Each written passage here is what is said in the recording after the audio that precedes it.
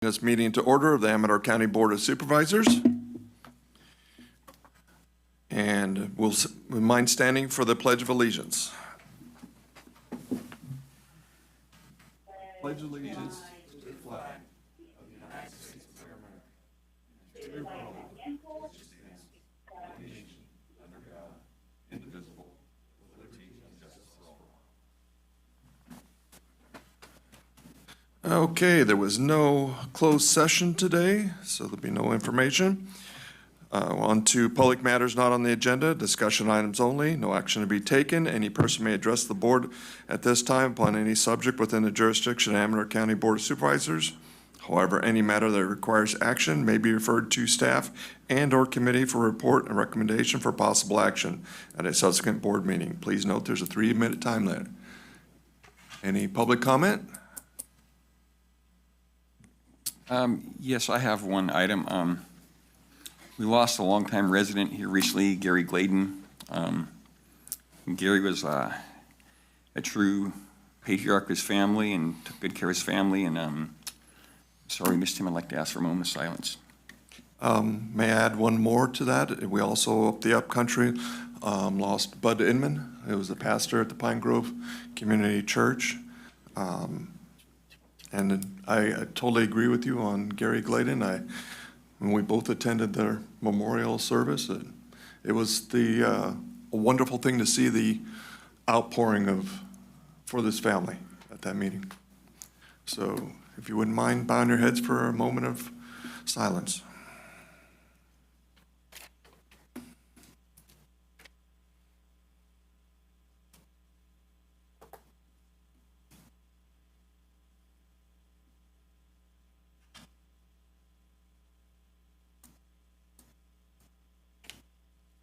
Thank you. Mr. Chairman, just a couple of quick housekeeping things. Want a reminder that we have a 3-week gap between for the next board meeting. And we are planning a special meeting next Tuesday, the 20th. So you're taking that gap away? So, yes. We're going to have a special meeting to approve the Pine Grove contract. That'll be on July 29th. At 3:30, yes, sir. 3:30.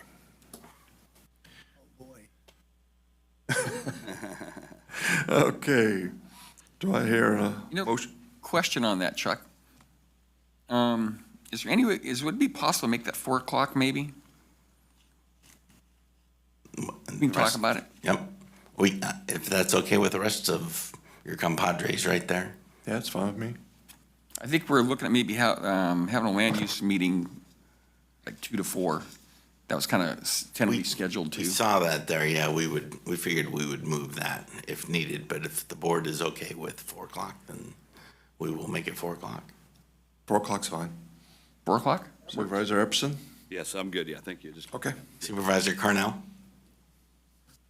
Sounds good to me. Okay. Oh, that's right. More housekeeping.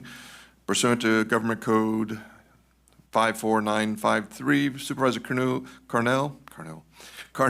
will be attending via Zoom from the location of 1 Lincoln Circle, Harrisburg, Pennsylvania. Okay, now on to approval of the agenda. So moved. Okay, do we have a second? Second. Okay. Call for the vote. Thank Roll you, call vote. Chairman Brown. Aye. Vice Chairman Crew. Aye. Supervisor Epperson. Aye. Supervisor Ronetto. Aye. Supervisor Carnell. Aye. Okay, that passes 5-0. Housekeeping on consent items. We're pulling 2U, and we're not adding Measure M because the data was not sent in time to add it into the agenda. So with that, do I have a motion? Well, actually, is there anybody in the public want to talk about consent? Anybody on Zoom? No, not at this time. Okay. Looking for a motion? I'll make a motion to approve the consent agenda with item 2U pulled. Okay. Do we have a second? 2M and 2M. And Measure M, no Measure M. Okay. Second. Okay. Call for the vote. Chairman Brown, Aye. Vice Chairman Crew, Aye. Supervisor Epperson, Aye. Supervisor Onetto, Aye. Supervisor Cornell. Aye. With the passage of the consent agenda, I do want to note that we approved the authorization Upper Ridge Road Rehabilitation Project to George Reed Incorporated in the amount of $1.4 million, starting the bid process for the project also starting the bid process for the project of the new tennis and pickleball courts for Fiddletown Park and Pioneer Park. And the good news is Upper Ridge came in 600,000 under estimate. And I've talked to the senator, any of the money that is excess, as long as we keep it along that road, we should be fine. That's good news. So that is a very awesome thing for us to continue. Yeah, surplus. We didn't know what to do with it. It's not something we get very often. Okay, regular agenda, Amador Community Foundation, and a discussion of possible action relative to adoption and presentation of resolution recognizing the Amador Community Foundation for 25 years of exceptional service to the community. I was going to read the, Yeah, sure. okay. Resolution, whereas the Amador Community Foundation was established in 2000 as a 501c3 with the mission to enhance the quality of life for the people of Amador County. And whereas for 25 years, the Amador Community Foundation has been a cornerstone of philanthropy in Amador County, providing financial support, grants, and resources to local nonprofits. And whereas through its visionary leadership, the foundation has made an incredible impact, including founding Amador's Giving Tuesday, which raised over $3 million for local nonprofits, awarding more than $1.5 million in local scholarships to students pursuing higher education. And whereas the foundation has granted over $11 million back into the Amador community since its inception, making a lasting difference in programs related to education, healthcare, historic preservation, community development, agriculture, arts and culture, youth, family services, disaster relief, animal welfare, and veteran services. Be it resolved that the Board of Supervisors sends its deepest appreciation to the Amador Community Foundation past and prior Board of Directors, staff, and supporters for their efforts and commitment to the people of this community. Be it further resolved that the Board of Supervisors congratulates the Amador Community Foundation on the milestone of 25 years of exemplary service and expresses its continued support for the foundation's future work in making Amador County an even stronger and more vibrant community. Therefore, be resolved, the Board of Supervisors of Amador County, State of California, does hereby recognize and congratulate the Amador County Community Foundation on the milestone of 25 years of exemplary service and expresses its continued support for the foundation's future work in making Amador County even stronger and more vibrant community. Here, here.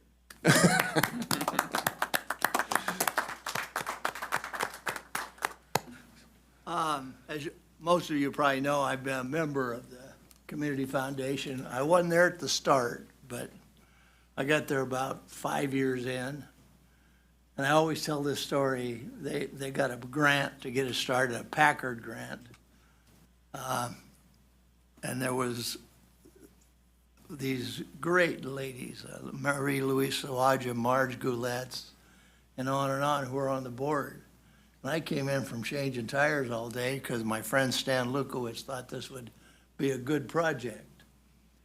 And the first meeting, we spent 2 hours determining whether the leaves for the logo should be up because we're catching people, or they should be down because we're giving them a pat on the back.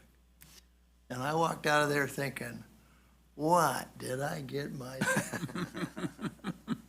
Well, I moved on to, I was the president for 9 years, and we hired Kathleen Harmon, who brought us along. She was with the food bank, and she called me up one day and she goes, you haven't, I see you haven't advertised for an executive director. said, well, I don't know how we're doing. We're kind of hemming and hawing because we couldn't afford it. And, you know, those was struggling like a lot of young groups. And I jokingly said to her, why are you interested? Because she had Senate resolutions, Woman of the Year at the food bank, and had that thing rock, and it continues to rock and roll. And I said, and she goes, yeah, and you could have fallen off my, I was, what? So I'm thinking, and snap field decisions, I go, we'll hire you. Didn't check with the board, didn't do anything. Then, well, we'll see what happens. In 11 years, she came up with Giving Tuesday, and then she told me she was gonna retire. She's getting up and wanted to be with her grandkids in Arizona, and I think, well, we're right back in the jackpot. And so we're talking at the board meeting, and I had retired as president, and Frank Verardi took over. He's here today. And them and Jeff Vota and some of the younger members said, hey, there's a guy who's working for Ron Ask and whatever, and he'd be good, John Williamson. So we invited him in, and boom, we hired John. And then I knew Wendy, and she was working for hospice, and one of the other ones said she would really be good to help John. And again, we didn't have interviews, boom, boom, boom. We just hired these two, and they're in the audience. And actually, they've taken what the old guard, which I'm part of, and Kathleen Harmon, and moved it to a new level that is going to be sustainable as long as they want to work there. So to have two great teams as you roll over, usually there's some little dips in that, it just has kept on going. So congratulations. I call them the kids. So, and Frank and Meg and board members, and of course my bride is here and getting us here. So, and in honor of this, I put on long pants for the first time since May 28th of this year. The swelling has finally gone down it took us 20 minutes to get them on, but we're ready for the photo. So, a round of applause for the new one. Sorry, Mr. Chairman, I could go on and on about Oh, I this. know it. You're very proud of the foundation. Does anybody else want to speak?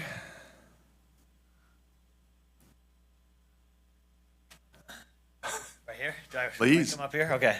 Yeah, I just want to say thank you so much to the Board of Supervisors for this. And, I haven't been with the foundation for very long, but over the course of this 25 years, there really has just been this giant team of people who have helped grow ACF to where it is now. And I just want to give a special shout out to everybody on that ACF team.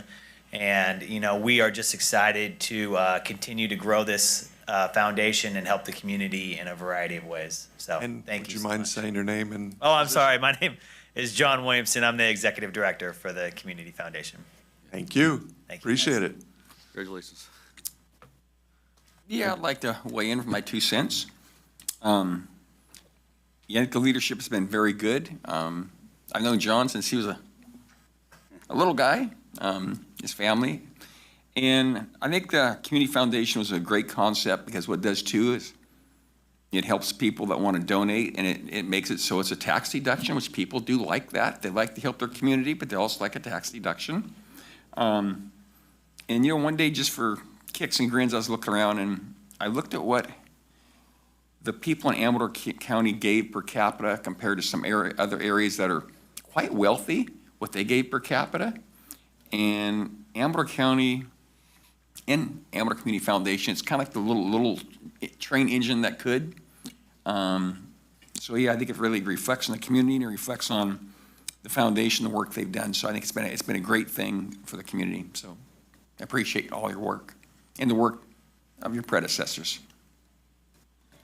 That's really good. I can remember John from the dentist chair usually, so in the office there, but it's really good to see you. Congratulations on all that, on all this. It's, I think the big benefit the community always sees is that it makes it very turnkey for groups that are trying to get things done, and the paperwork can just be insurmountable, but the Amador Community Foundation comes in, backs them up, and helps them keep everything above board. Good to work with you, Wendy, and other projects there. But it's just congratulations, 25 years, what a milestone. Look forward for the next 25.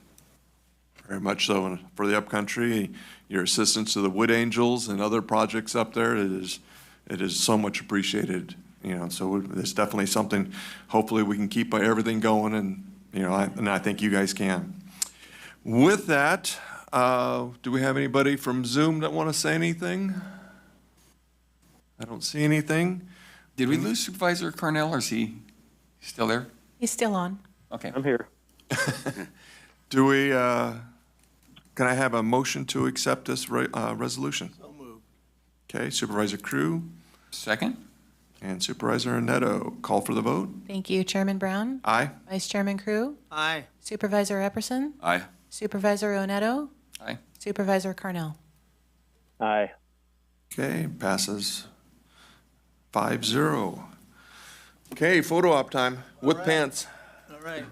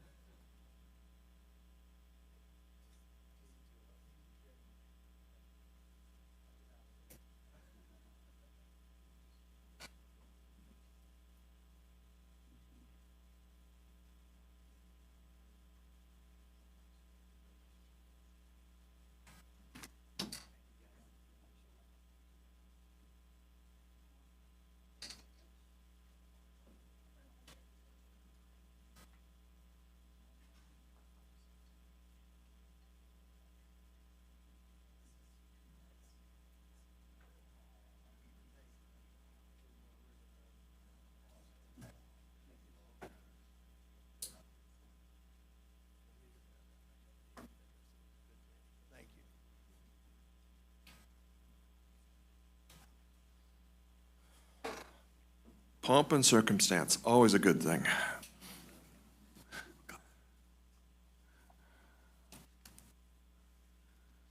Okay, we are on to 1B, Annual Amador Fire Safe Council Presentation and Update.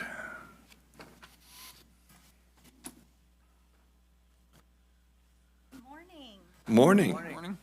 Thank you so much for giving me the opportunity to come here and give an update of the Amador Fire Safe Council. My name is Amanda Watson. I work as the coordinator of the Amador Fire Safe Council. Thank you. As you all likely know, the Amador Fire Safe Council's mission is to improve the protection of Amador County residents, their properties from catastrophic wildfire through action, partnership, education, and outreach. We have several priorities, one of them being reduce the potential for catastrophic wildfire, provide assistance to the communities for the preparation of the possibility of a catastrophic wildfire, and also importantly operate in a financially responsible manner. And we try to be also as transparent as possible with our funds. We are entirely grant-funded organization, so we get federal and state grant funding. We're a nonprofit organization. We have a seven-member volunteer board. We have two of our board members here today, John Heisenbuttel and Frank Lezinski. And so that our board provides great leadership and is all done voluntary. So they are true public servants. My name's Amanda Watson. And also I want to note an important partnership that we have is that I also work as the executive director of the Amador Resource Conservation District. And through this partnership, we actually share staff, which is critical for allowing us. Sorry, guys. Do you want me to wait, or is that? Go ahead. Go ahead, okay. Yeah, so so to meet those priorities that I mentioned, we have several key focus areas, and I'm going to walk through those with you. Feel free to ask questions. We have fuel break. Oh, could we go back real quick? Sorry. Fuel break development, ingress and egress improvement, county-wide planning, Firewise communities and outreach, as well as that capacity building and grant funding. And all of these work together, and these programs are intertwined, not only with the Fire Safe Council, but with all of our public partners. And we work really closely with our partners to meet these key focus areas. So fuel break development, we work with, like I said, our project partners and private landowners to develop strategically placed fuel breaks throughout Amador County. For the most part, these are shaded fuel breaks that focus on forest health principles, as well as fuels reduction prescriptions to reduce fuel loading in strategic locations, as well as provide areas for strategic defense against wildfires that can be utilized by emergency personnel. So our current completed projects that we are working towards, that we're going to go through today, and these are mostly complete. These are pretty much all in the 90% completion, so I wanted to show these to you. We're still working towards them through this year. But we have the Upper Ranch, so these are the totals, but I'll walk through these, just showing you some photos. So the Upper Rancheria fuel break was funded by CAL FIRE. That one is complete. It was a total of 267 acres on private property and 36 acres on Bureau of Land Management ground. So again, that's that strong partnership that we have. And we also worked really closely with the Quartz Mountain and Upper Rancheria Firewise communities. So I want to give a shout out to the members of the community that are leaders in that area. And that ties back to why that Firewise program is really critical I think, for the county, because it does bring those leaders of the community together, and the Fire Safe Council and AFPD hope to maximize that willpower that they have to do work and bring their community and neighbors together to get this work done that wouldn't be possible otherwise. The River Pines fuel break is also a community fuel break. We have a couple acres to continue to treat, but this is a fuel break that surrounds the town of River Pines. And this was slightly different. It was not a 300 or 400, 500 foot wide fuel break. It actually treated the larger properties that are around River Pines almost in their entirety to be able to provide strategic protection for the town of River Pines. So that was also funded by CAL FIRE, and currently there's been 131 acres treated. And we had real great support from River Pines Firewise community, and a shout out to Nell and Nell and Rocky Raymond for their support of that community. The Pine Acres fuel break is one of our longer established fuel breaks. It's credited for helping stop the Butte fire. really famously from entering into Amador County. This is a high strategic priority for CAL FIRE, and so they actually gave us one of our first large maintenance funding projects for this fuel break. So we were actually able to treat 102 acres for maintenance, as well as expanding the fuel break as well onto other property for additional acres. So that one is one that we hope to continue to maintain. The AMCO, which is just Amador County Forest Health Project, is a little bit of a different type of project. This one actually is strategically treating, through this funding, 9 Bureau of Land Management managed parcels. So as you guys may know, Bureau of Land Management hasn't been able to provide a lot of funding or capacity to be able to treat all of their properties in these rural communities. And so we're really happy to be able to get Sierra Nevada Conservancy money. That's where this funding came from, to actually do forest health and fuels reduction treatment on these properties. So as to date, we've treated 282 acres. This also includes forest health thinning, which is actually a really exciting project that we're working on up on Buckhorn. Gary Gladen was actually involved in that project, and it was really great to be able to work with him and his wealth of knowledge up there. And so on that project, we're working really closely with Bureau of Land Management to actually thin larger trees, which is typically something that we haven't been able to do, but is what BLM has deemed necessary for the health of that forest. So it is really making sure we have accessibility to all of our tools when it comes to proper forest management. So we're excited to be able to continue on that project. So is that going to be something that's going to become a standard for BLM land? I think that with this is the first time that we've been able to accomplish it. And I do believe that BLM would like to increase the pace and scale of being able to accomplish that. So I definitely don't think that it's something that the Fire Safe Council would be opposed to continuing. It's just making sure that it remains economically viable to continue, because it is an expensive process. And trying to make sure those numbers match up so we're able to make it work. Yeah. Okay.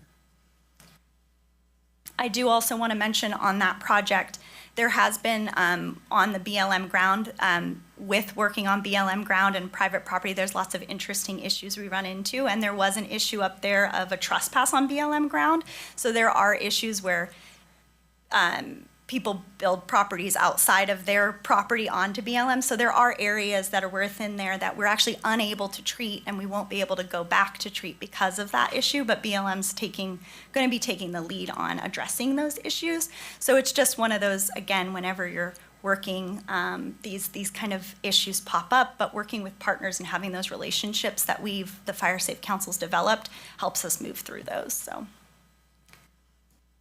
The Jackson Gate project is a small project. We've been utilizing PG&E funding. It's actually the last one. We get small amounts of funding from PG&E almost every year to do fuels reduction. And so for the last couple of years, we've focused on working on projects around the Jackson area, because it's in the local responsibility area. Sometimes it's harder to get CAL FIRE funding to do projects that aren't in state responsibility areas. So we've been able to treat around Jackson Gate Road and the Kennedy Mine. So that's been great. The Crestview fuels reduction, this is a really small project, but I wanted to bring it up because, again, it's on BLM ground, funded by Sierra Nevada Conservancy. It's only 13 acres. It's a highly visible property in Pine Grove. But I really wanted to mention this one because it's one of the first one that we've actually been able to get use programmatic NEPA to be able to allow us to do herbicide application as a follow-up treatment. So very specific targeted herbicide application to help enhance and increase the longevity of the treatment that we're doing. So this is an exciting project for us because it's one of the first times we've been able to, use that tool that is essential in the toolbox to increase the longevity of these state and federally funded projects. So is that something we're doing in the spring of this coming year? It was already done Oh, okay. already done this year. Yeah. Okay. That's nice to hear, because you do those projects and sometimes, and they're great projects, but then you have like all the brush, and especially that canyon live oak or the iron oak, it comes back with a vengeance. Yes. And that stuff's really flammable. Yeah, yeah, and so I think it's critical now that we have education and also understand all of those tools, including herbicide application. And I'll talk just a little bit about our maintenance strategy. It is something that we're hoping to address in the coming year. So just a quick slide on our planned and pending projects. So we also have the Volcano Hills fuel break, which is funded and currently in the planning stages to get CEQA compliance. So we have our forester and staff out doing resource surveys actually now, and we're hoping to start some implementation in fall 2025. The Upper Jackson Gate fuel break, which is, like I said, funded by PG&E, and will expand the work that we've already done through the Kennedy Mine and I believe Motherlode Land Trust properties. And then we have the Thompson Ridge fuel break, which is on Bureau of Land Management ground again. So this is a little bit of a historic, for me working with the Fire Safe Council. This is the first project on BLM ground that's actually funded by Bureau of Land Management money. In the past, it's all been state money that's been funding work on BLM ground. So I'm excited to see this. And where is the Thomas Ridge? So that's off of Hale Road. There's Okay. a large sweep of BLM parcels that goes off of Hale Road to the west. Like Nina Lane, kind of that country. Yes. Great. We've also been working on ingress and egress. In 2024, we treated 66.5 miles of county roads and 11.5 miles of private roads. Total, in between all three of our funding opportunities, we treated 127 miles of road. Currently, we are experiencing a funding gap with that. We don't currently have money to do ingress and egress improvements, but it is a priority of the Fire Safe Council to try to get additional funding. So our staff we're working on developing priority roads and submitting those to Sierra Nevada Conservancy and CAL FIRE. And so those projects are listed in that packet that's in the board packet. Countywide planning, a really important project that we're working on currently is the update of the countywide community wildfire protection plan.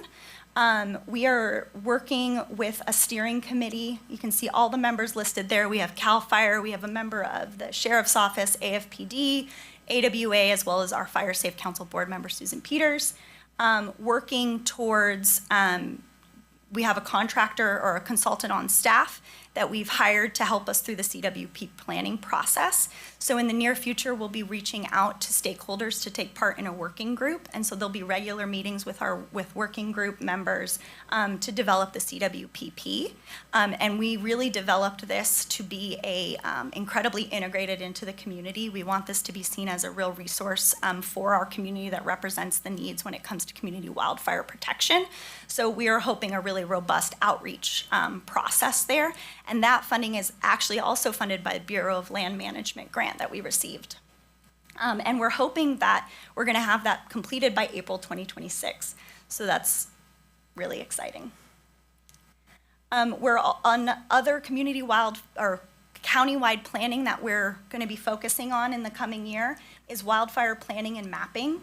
One thing that we've noticed as a limiting factor is to both educate and plan about our fuel breaks is that we would really like a county-wide mapping system that shows all of our fuel break networks, all the fuels reduction work that we've been working on with all of our project partners, because we're not the only ones doing this work. There's a lot of work happening that goes towards wildfire resiliency.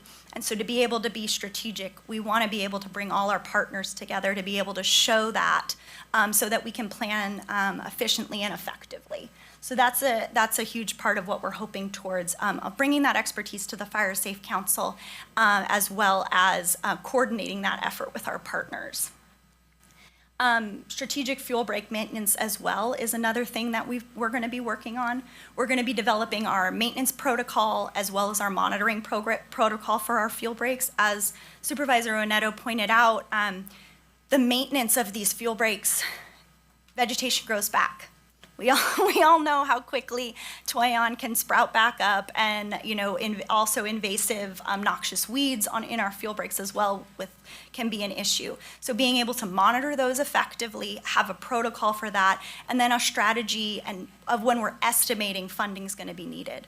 Or potentially one of the options that we're working on is actually creating a streamlined mechanism so that we can have CAL FIRE crews come and do some of the maintenance on those fuel breaks and set up a regular protocol for that. So we're excited for that opportunity, and I think that could really be a game changer for helping with the maintenance of this fuel break. Because I will say, private property owners, a lot of these are on private property, and even the most dedicated private property owner that wants to maintain it, we all know maintaining, hundreds of these acres of fuel breaks is a daunting task.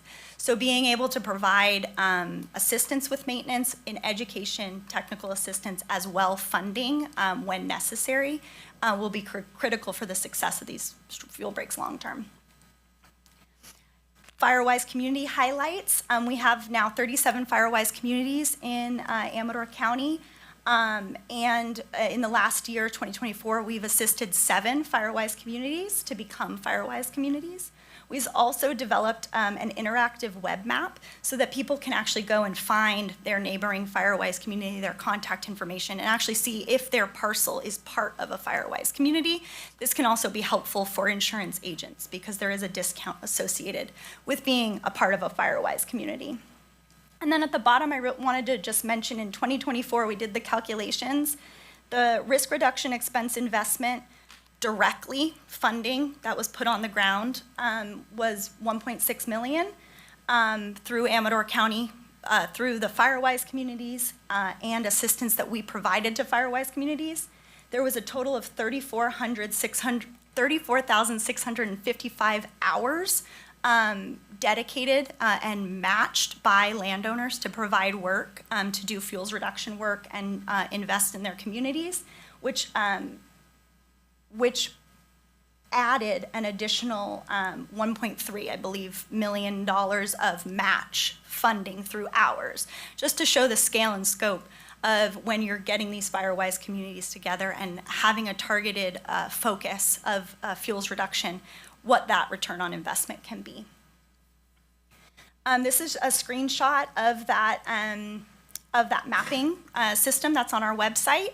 So this was, you can see those little green trees. That's the center point of those FireWise communities. The yellow is actually the parcels that are associated with those communities. And so on the website, if you do zoom in, you can actually see the parcel lines, so they can actually see if their parcel is associated. And then when you click that, you can actually see the contact information for the FireWise communities.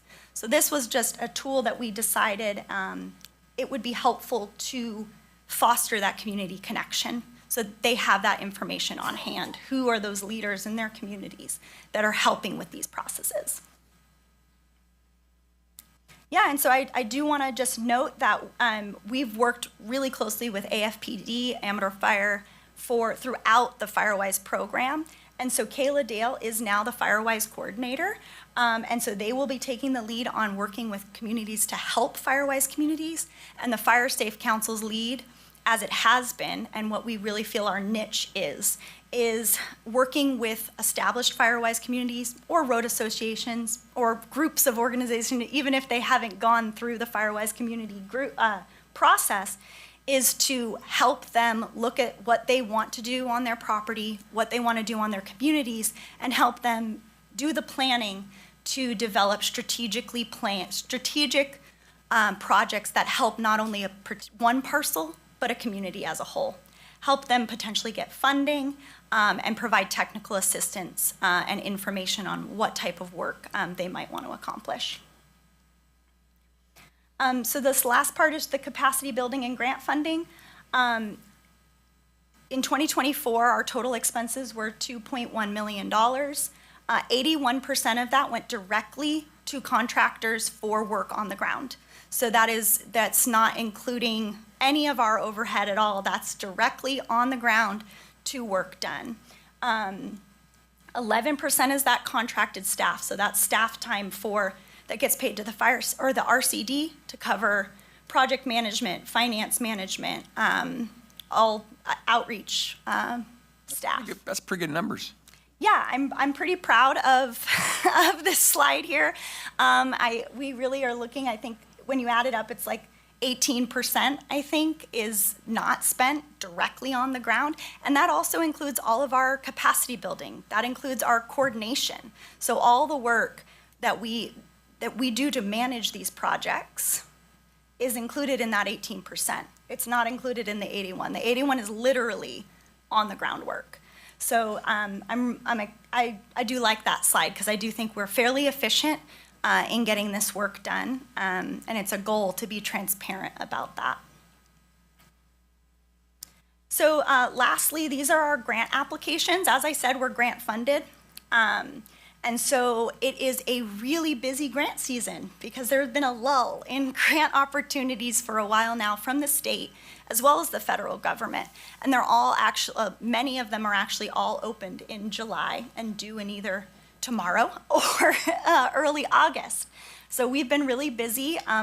Many of these, or all of these projects really have been in planning for a while. They're not just coming up because of this grant opportunity, but this is our opportunity to just show you and ask for your guys' support for these projects. I know I've been talking for quite a bit, but I'm happy to go. Happy to go through these projects. There's details in the packet listed one by one on page 3, or if the will of the board, however you'd like me to proceed on that. No, I think we've all read what you put into the Great. package, so you don't need to go over that. Any questions from the board? Yeah, I know there's been some federal hiccups. Is that starting to iron out a little bit, or what are you seeing on that?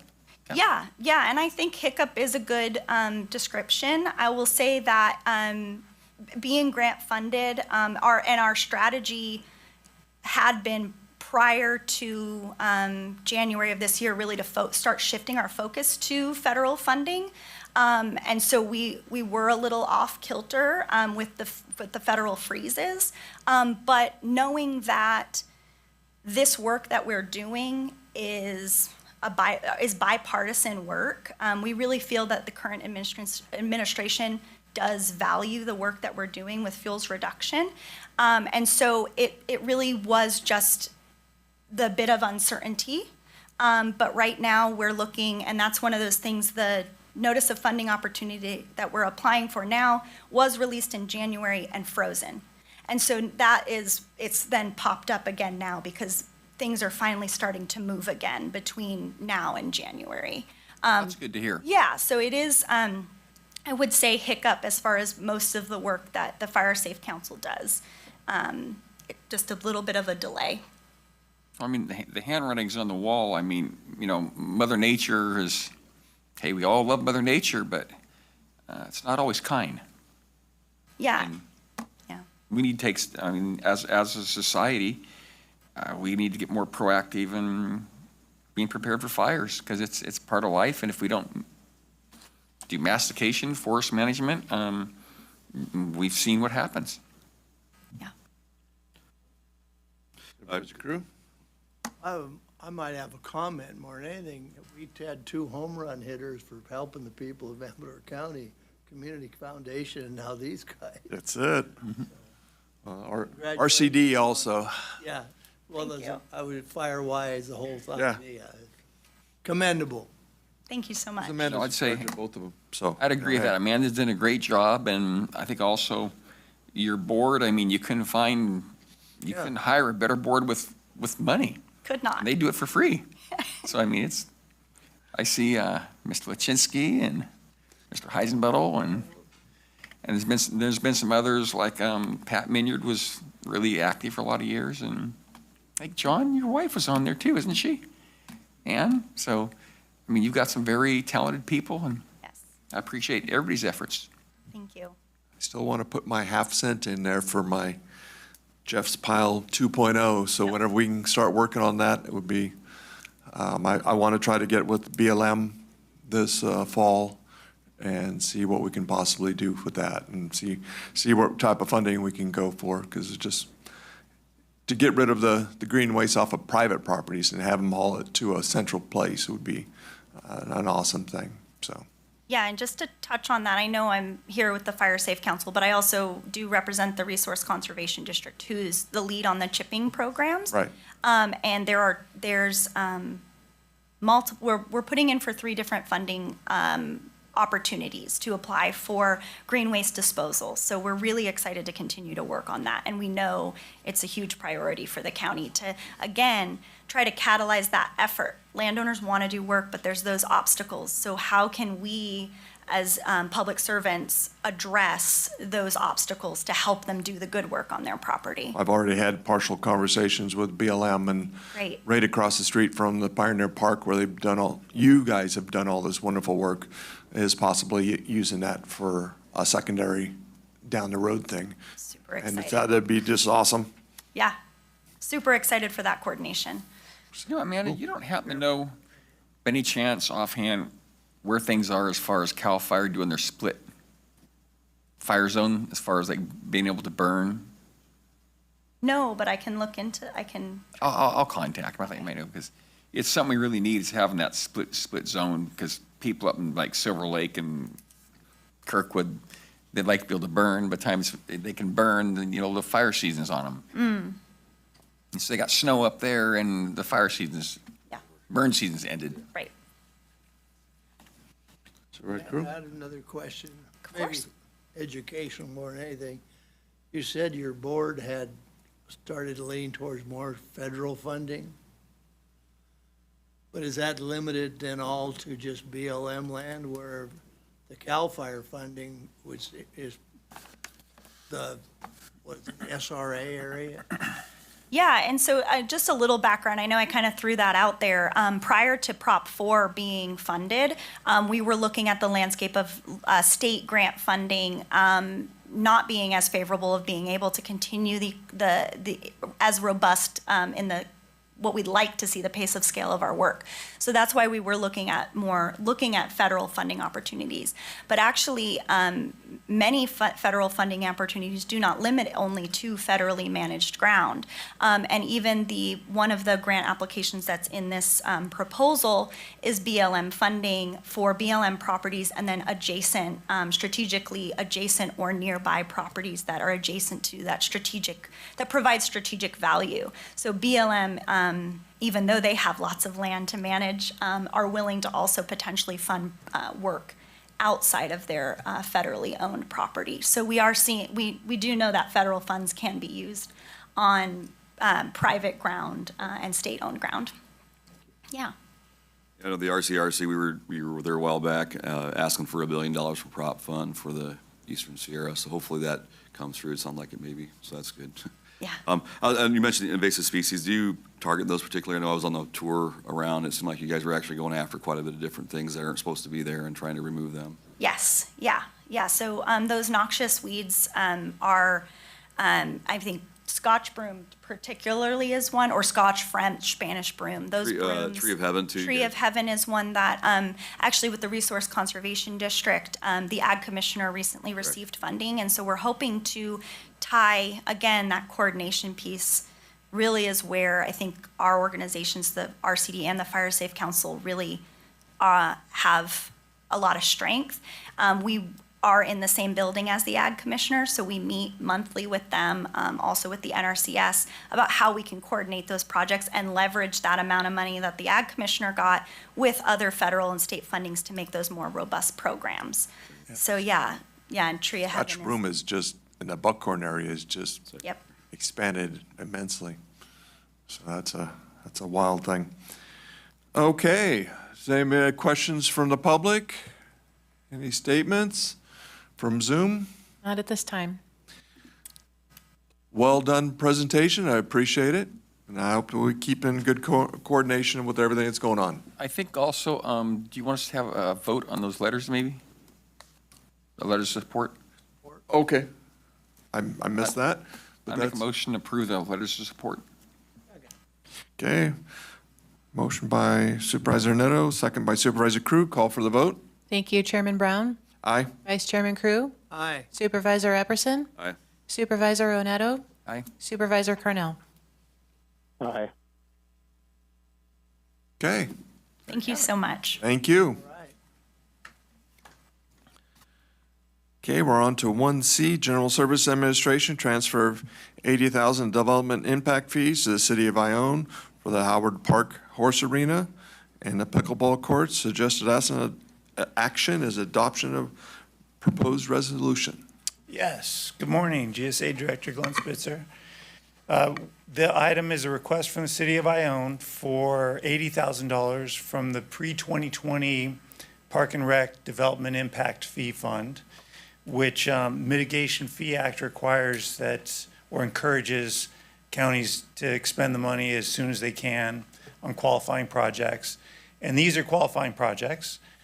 Both are in the recently approved capital improvement plan, and both are recommended for approval by ACRA. And we have George Lee, city manager, from City of Ione George, do you plan on discussing those projects a little further? I don't know if if the board would like that.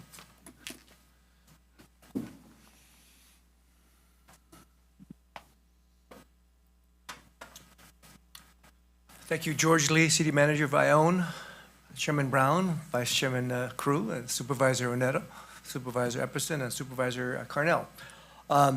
The ACRA Board was very, very gracious to support the expenditure allocation of funds to Howard Park for the horse arena and the pickleball courts. And so this will provide, I guess, a diverse,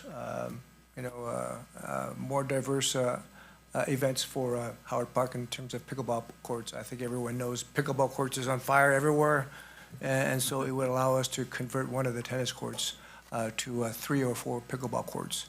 The funds for the horse arena will really allow the arena to have more events with respect to adding bleachers and also some panels, thereby allowing a lot more events and potentially, giving us the opportunity to generate some revenues. So I think the City of Ione would really appreciate your support, and if I have any questions, I can more than answer for you. No? Good. All great events. We're doing. Looks like a no-brainer to me. All right. Well, thank you much. We City of Ione really appreciate your support. Okay. Thank you. Anybody from the public want to talk on this one? Anybody from Zoom? Not at this time. Okay. Looking for a motion? I'm a one comment. Oh, One I had a comment. comment as well. okay. Go ahead. I'll age before. I'm deferring to you. Okay. I would just hope when we mail them the check, we might give them an ACRA joint form to rejoin. Might be a perfect opportunity. That's why I said ACRA was very gracious.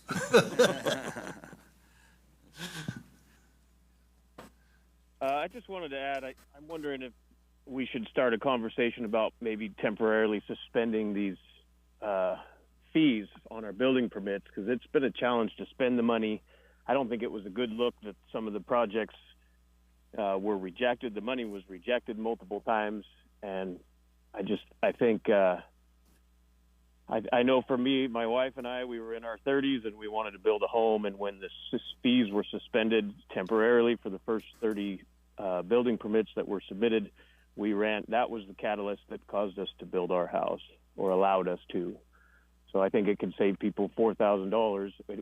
None of this can go into maintenance. We're struggling to afford to maintain what we currently have in our parks, and we can't really afford any great new development. So I just thought it would be worth a conversation to make it a little less expensive to build a home. We'll have to bring that. Actually, Glenn, since ACRA is now in charge of it, you know, the Board of Supervisors has deferred the program. ACRA would have to change it, wouldn't it? But I believe the county can make the call Okay. on whether to reduce the county's regional fee collected. Okay, It's still the county's fee. okay, We just, by agreement, pass that regional money on to ACRA to allocate, like we do for traffic, regional traffic. okay. Thought it was maybe worth a conversation at some point. Yeah, we can bring that back as an agenda item. Okay, for this one, looking for a motion to accept this. So moved. Second. Motion by Supervisor Crew, second by Supervisor Epperson. Call for the vote. Thank you, Chairman Brown, Aye. Vice Chairman Crew, Aye. Supervisor Epperson, Aye. Supervisor Ronetto, Aye. Supervisor Carnell. Aye. Okay, passes 5-0. And I will have to say, I do agree with Supervisor's Crew comment about it would be nice to see Ione get on board with helping put money in the pot. Thank you. Thank you. Thank you, Mr. Lee. Okay, we're on to Board of Supervisors discussion of possible action relative to adoption of an ordinance amending 2.04.010 subsection A and B of Amador County Code relative to Board of Supervisors meeting scheduling consistent with current practices. Yes, Board, thank you. This was just drafted to, in an attempt, so the old ordinance said the board would meet every Tuesday of every month, which hasn't been the practice for many years. I still think it's consistent because it did allow the board, yeah, I think well, our current practice fit under the old ordinance, but I think it's clearer for us to update it. The one change that Mr. Eiley has suggested is taking away December, just to give you flexibility whether it's approved in November or December, and just leave it as notwithstanding, pursuant to the meeting schedule adopted by the Board of Supervisors each year, period. So take out December.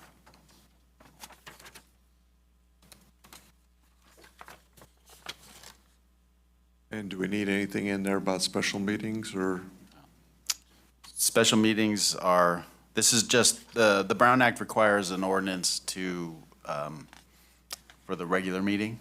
So special meetings are separate. Okay. Can be called at any time. Anytime. Yeah.